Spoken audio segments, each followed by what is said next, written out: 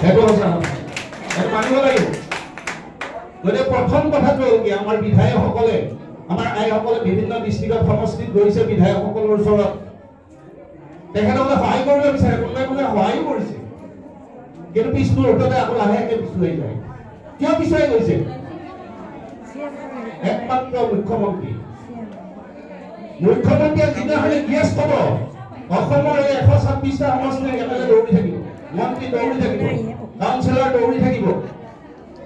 গতিকে আমাৰ এটাই বিকল্প ৰাস্তা আছে। প্ৰথম কথাটো হ'ল কি আমি মুখ্যমন্ত্ৰীৰ ওচৰত যাব লাগে আৰু যিকেইজন যাব ইয়াতে লাগে বাছি দিয়ক সেই ব্যক্তিকেইজন গৈ পেলাই তেওঁলোকে মুখ্যমন্ত্ৰীৰ লগত কথা পাতক। কথা পাতিলে তেওঁ এই 60,000 মহিলাৰ লগত কিন্তু বহুত পৰিয়াল জড়িত আছে। আজি নিৰ্বাচনৰ সময় নিৰ্বাচনৰ আগত কিন্তু কেতিয়াও নানা নকৰে মুখ্যমন্ত্ৰী, কেতিয়াও হাতৰ মুঠাৰ ভৰিত মাৰি নলয়। মই কৈছো ডাঠি কৈছো আমি সেইকাৰণে কৈছো বেলেগ কথা চব বাদ দিয়ক। গুণ এইবিলাক থাকেই মানুহৰ ভুল হয়েই আৰু ভুল হলে শুধৰণিও আছে। গতিকে মই এটা অনুৰোধ কৰিব বিচাৰিছো ইয়াৰ আমাৰ লগত আমিও জড়িত। এই বয়সকাল মোৰ 72 ইয়াৰ 72 বছৰ বয়স।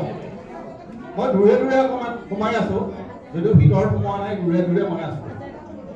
গতিকে এই বস্তুটো ইমান ভাল বস্তু আমি কৰিবলৈ গৈছো। বিহু গৈ দৰবাৰ হ'ল বিশ্ব দৰবাৰ প্ৰতিষ্ঠা কৰিলে কেনেকে হ'ল? একমাত্ৰ চৰকাৰৰ কাৰণে হিমন্ত ইয়েছ কোৱাৰ কাৰণে মাননীয় মুখ্যমন্ত্ৰী মহোদয় ইয়েছ কোৱাৰ কাৰণে হৈ গ'ল। তেখেতৰ ইয়েছ এটা শব্দ লাগে না। গতিকে এই ইয়েছ শব্দটো বাহিৰ কৰিব লাগিব আমাৰ ৰাইজসকলে। এই অসমীয়া জাতিটোৰ আমি স্বাৰ্থ ৰক্ষা কৰিবলৈ গৈছো, বিশ্বৰ দৰবাৰত এটা প্ৰতিষ্ঠা কৰিবলৈ গৈ আছো দিহা নাই।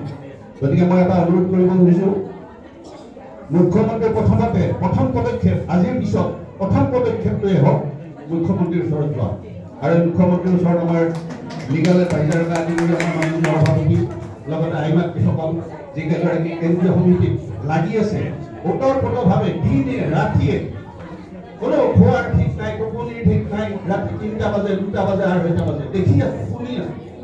গতিকে সেইসকলৰ মাজত প্ৰথমতে মুখ্যমন্ত্ৰীৰ ওচৰত আমি যাব লাগে, গৈ তেখেতৰ পৰা ইয়েছ শব্দটো আদায় কৰিব লাগে। তাৰপিছতে দেখিব আমাৰ দিহানা হৈ যায়। গতিকে এইখিনি মোৰ ক'বলগীয়া আৰু বেলেগ কথা ইয়াতে যাতে বাকীতনা নকৰি যাতে এইটো সহযোগ কৰে, সহযোগ কৰি যাতে সকলো আগবাঢ়ক আৰু ৰাইজে নিশ্চয় কৃষ্ণৰ নাম ল'বলৈ গৈ আছো, কৃষ্ণৰ নাম ল'বলৈ গৈছো। ভগৱান বিশ্বৰ গুৰু বিশ্বৰ ঈশ্বৰ গোটেই বিশ্ব ব্ৰহ্মাণ্ড চলাই থকা। গতিকে তেওঁ নিশ্চয় কৃপা কৰিব।